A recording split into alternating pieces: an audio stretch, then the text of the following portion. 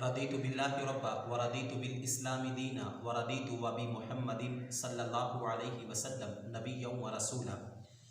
नाज़रीन सामईन अस्सलामु अलैकुम व रहमतुल्लाहि व बरकातुहू। आज हम आपकी खिदमत में मैयत को गुस्ल देने का जो तरीका है उसको बयान करते हैं।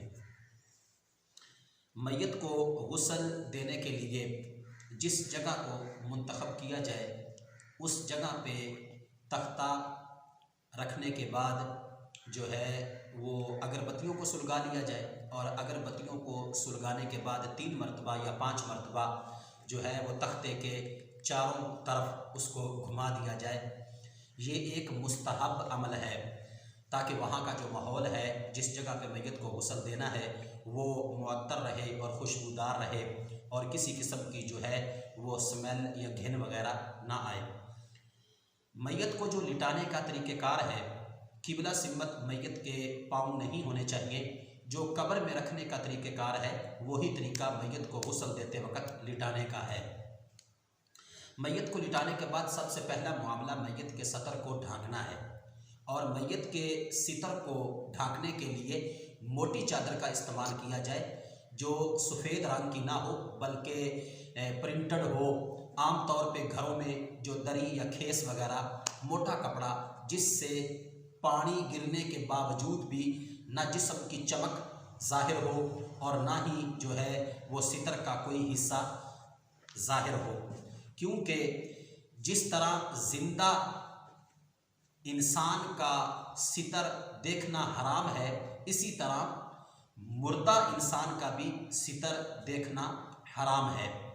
तो नाफ से लेकर घुटनों से नीचे तक सबसे पहले उसके सितर को ढांका जाए। उसके बाद उसके कपड़ों को उतारना है तो बग़ैर किसी तकलीफ़ के अगर कपड़े बाआसानी उतर सके तो ठीक है, वरना कैंची के साथ कमीज़ को काट कर और उसके कपड़े जो है वो सारे उतार लिए जाए। कपड़ों को उतारने के बाद जो सबसे पहला काम है वो आपने इस्तंजा करवाना है। मैयत को कच्चे ढेले होते हैं मट्टी के, उनको इस्तेमाल में लाया जा सकता है, या फिर जो मैयत को गुस्ल देने के लिए हम कफन लेने के लिए जाते हैं तो एक किट मिल जाती है जिसमें ज़रूरत की सारी चीज़ें मौजूद होती हैं। ग्लव्स भी उसके अंदर होते हैं, दस्ताने और रुई वगैरह भी होती है और इजाफी कपड़ा भी पास होता है। तो हाथों पे कपड़ा लपेटें। कपड़ा लपेटने के बाद ढेलों के साथ इस्तंजा करवाएं और अगर ढेले मौजूद ना हो तो रुई को इकट्ठा करके या कपड़े को इकट्ठा करके जो है वो इस्तंजा करवाया जा सकता है नरमी से, ताकि मैयत को जो है वो किसी किस्म की कोई तकलीफ़ ना हो। सैयद आलम नूर मुजस्सम शफ़ी मुअज़्ज़म सल्लल्लाहु अलैहि वसल्लम का फरमाने आलीशान है कि जिस तरह ज़िंदा इंसान को तकलीफ़ होती है, मुर्दा को भी ऐसे ही तकलीफ़ होती है। तो इसलिए ये सारे के सारे मामले में इन बातों को पेश नज़र ज़रूर रखना चाहिए। इस्तंजा करवाने के बाद आपने सबसे पहले जो है वो मैयत को अब वुज़ू करवाना है। तो ज़िंदा इंसान के वुज़ू में जो है वो कुली और मिसवाक वगैरह, मुंह को साफ़ करना और नाक में पानी डालना होता है। तो मुर्दा का जो है वो ये मामला नहीं। रुई को थोड़ा सा गीला करें और उसको कहते हैं फुरेरी, तो वो दांतों के ऊपर मल दें ऐसे ऐसे करके और ऐसे हाथ गीला करके, और इसी तरह रुई को गीला करके नाखून के नथनों के अंदर जो सुराख है नाक के, उनके अंदर डाल दिया जाए ताकि पानी जो है वो पीछे जो है नाक के सुराख से जिस्म के अंदर ना जाए। तो चेहरे से वुज़ू का आगाज़ होगा।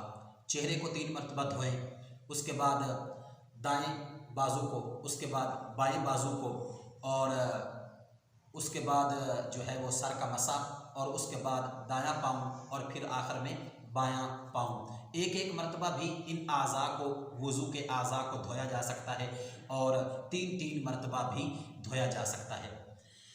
वुज़ू मुकम्मल होने के बाद अब आपने मैयत को बाईं जानिब जो है वो उल्टा करना है कि मैयत इस तरह लेटा हुआ है तो ये उसकी दाएं साइड है और वो उसकी बाएं साइड है।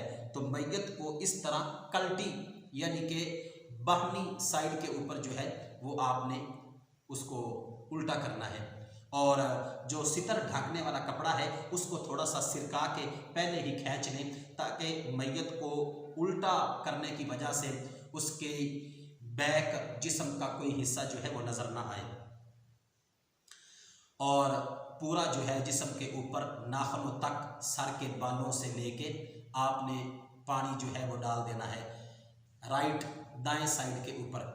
उसके बाद फिर मैयत को बाई साइड से दाईं करवट के ऊपर आपने लेके आना है, और इसी तरह नाखून समेत जो है टांगों को थोड़ा सा उठा के नीचे से सितर के नीचे से ही देखे बगैर वो पानी इतना बहाना है कि ज़हन मुतमईन हो जाए कि जिस्म के हर हिस्से तक और जिस्म की हर एक शाख तक पानी जो है वो पहुंच गया है।